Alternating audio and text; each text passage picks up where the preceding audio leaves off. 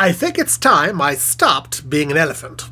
Hans vlogs, but he hasn't really decided how often he wants to do it. Hello my friends, I'm Professor Hans von Puppet. You may not have seen me on here recently for the last few weeks. Now I realize it's kind of boring and self-indulgent when YouTubers make videos about not making more videos. Kind of like in school when you wrote that paper about how you couldn't think of a good idea to write your paper about. But as a student of the idiosyncrasies of YouTube, as I consider myself, I thought I would take a look at why my output has slowed down so much recently.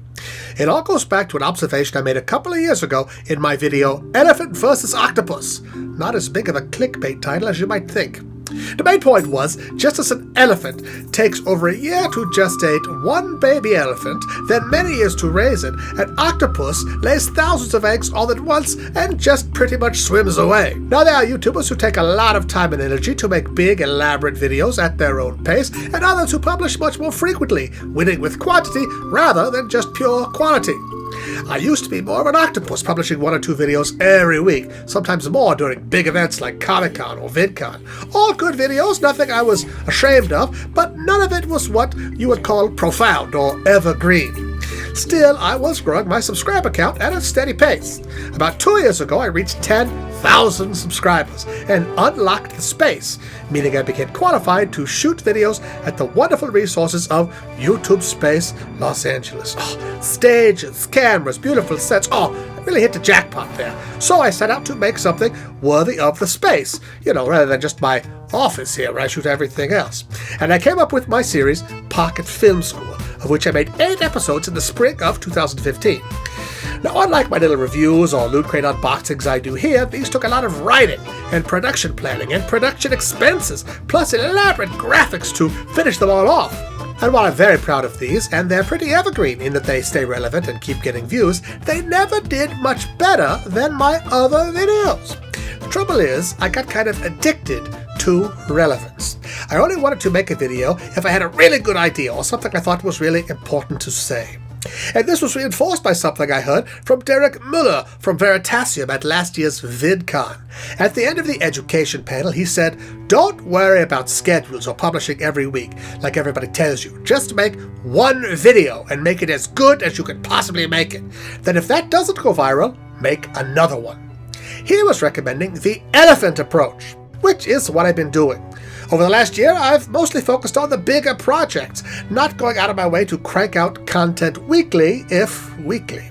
And the results have been, well, a few bigger videos I'm really proud of, a handful of random stuff that people have had fun with, a bunch of 3D and 360 stuff no one really understands how to watch yet, and much slower growth of my subscriber base. While taking more time is more satisfying for me personally, doing more videos on schedule just plain works better to grow your audience. It's the #1 thing every YouTube guru will tell you. Make good, consistent videos on a regular schedule. Being an elephant doesn't really pay until after you've blown up your subscriber numbers by being an octopus. You see, that is the real catch-22 of being a mid to low-level YouTuber like myself.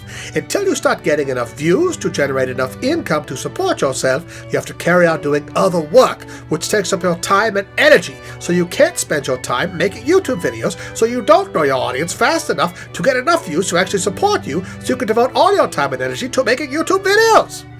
Now, don't get me wrong, most big YouTubers work extremely hard, much harder than I do. And I begrudge no one their success. But maybe it's time for me to actually test the theory espoused by every best practices guide I've ever read for YouTube. Maybe by applying some pressure and actually putting out more regular content on a regular schedule, I could grow my channel at a faster pace. So I'm going to try to tentacle up a little bit in the near future and see if I can push myself up into the 100,000 subscriber club. That's where a lot of bigger things start happening for us YouTubers. I got 45,000 subscribers now, just for reference. Now, I'm not going to commit to doing 1 a week. I'm going to really put the pedal to the metal. And to that end, I'm going to do the first, as far as I know, Vlogtoberfest! Oh, Aktuelleben, my friends, this is going to be a big time. I'm going to try to do a video every day in the October of this year. I've done it before for Vlog Every Day in April or Vida in 2013, so I know it is possible, though my style and standards have changed a lot since then.